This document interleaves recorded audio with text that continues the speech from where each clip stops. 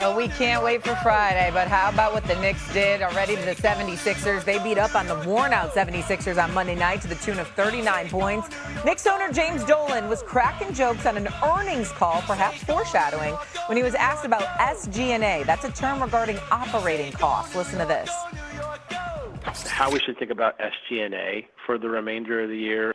Boy, I'm really tempted to crack a joke here. I guess I will. So SGA is a great basketball player, and when we get to the finals, I'm sure we're going to beat him. Having said that, I think I'll turn the real question over to Robert. So all of us learning now what SG&A is, considering we all work in sports television. Stephen A., you love or hate Dolan making this joke?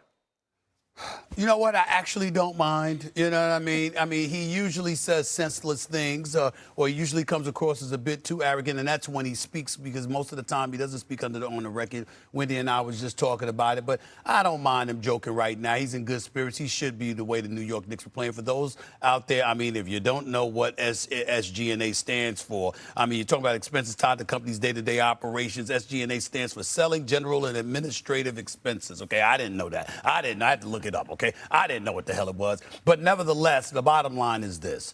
The New York Knicks, over the last 4 games or so, have been playing hellacious basketball. There is no doubt about that. They look like they're destined for a berth to the NBA Finals, even though I'm sure the Detroit Pistons intend on having something to say about that.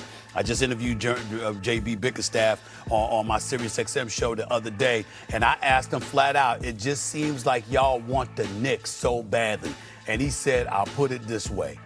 The loss to them last year left a very, very sour taste in our mouth that we have not forgotten. But we are fully aware we have business to handle first. In other words, Stephen A., you're absolutely right. That's what he's saying. You're absolutely right. We want them damn New York Knicks. So Detroit's not playing. They got something to say about it. But obviously, New Yorkers don't care. We know what we're seeing. We know what we believe. And if the owner, the cat cutting the checks, is that confident, I don't mind, because that means if he doesn't get what he wants, heads are going to roll. And they don't. Now you got it. They don't want their heads to roll. You arrived at the point. They don't want their heads to roll. So extra incentive. You've got it. I'm good. Wendy, do you agree with Stephen A.? You think the Knicks, maybe you've seen enough that they could be finals bound? That's a ridiculous thing to say after one game in the second round. But let me tell you what's going on with Dolan right now. I just have to explain it. He's on top of the world because not only are the Knicks doing great. This was an earnings call, and I know this isn't CNBC. This is an earnings call for Sphere Entertainment. Crushing it. Crushing it. Okay? No doubt. Since January 1st, do you know how much Jim Dolan's family shares have gone up in Sphere Entertainment? How about almost $400 million? Okay? So here he is. Now think about this. He is business crushing it. Knicks crushing it.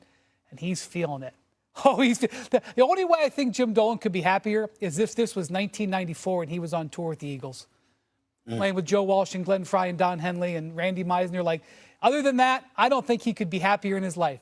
But here's the thing. He's now said a couple of different times when he was on WFAN a few months ago with Craig Carton.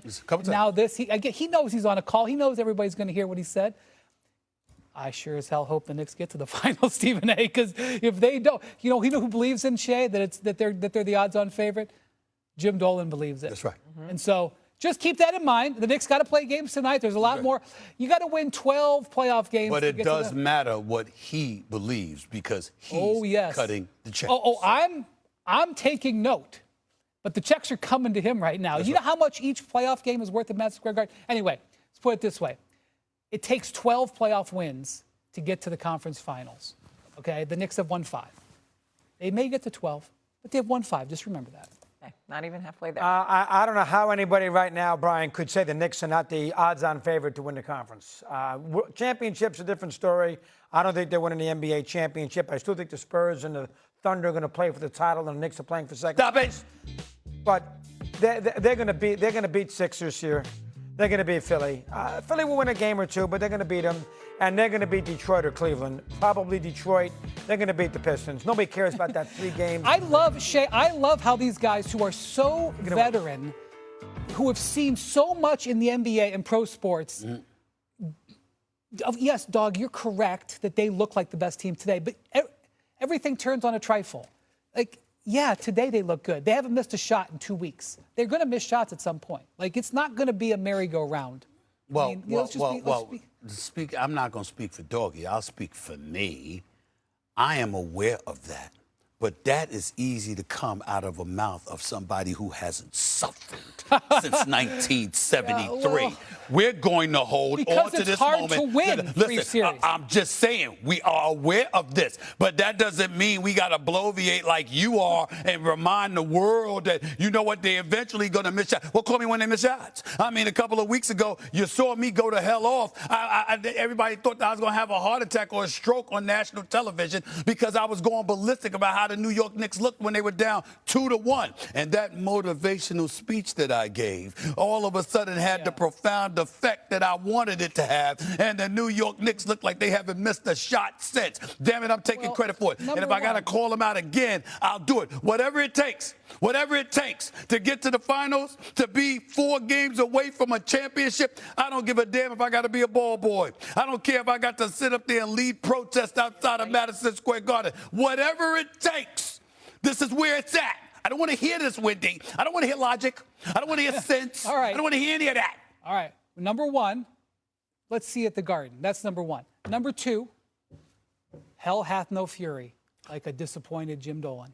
And That's right. And he's never been more excited. Hey. He's excited right now. Hey. That's the point of it. A disappointed Jim Dolan. Hey, Doggy, a disappointed Jim Dolan, dare I say, might remind me a little bit of one of the greatest owners in the history of sports.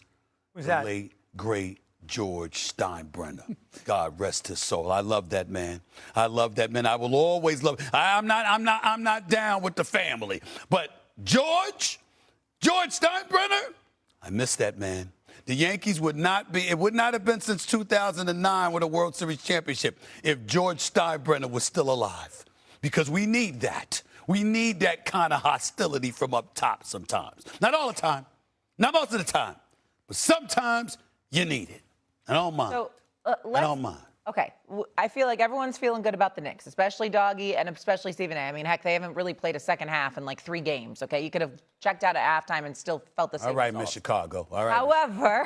However, Stephen A., you hinted at this, that the Pistons are the 1 seed, and Doggy did pride himself on telling the world and telling us all the Pistons couldn't shoot, and they were not living up to that 1 seed next to their name. Well, let's recall that. Remember this from last week when Detroit trailed Orlando 3-1 in the series?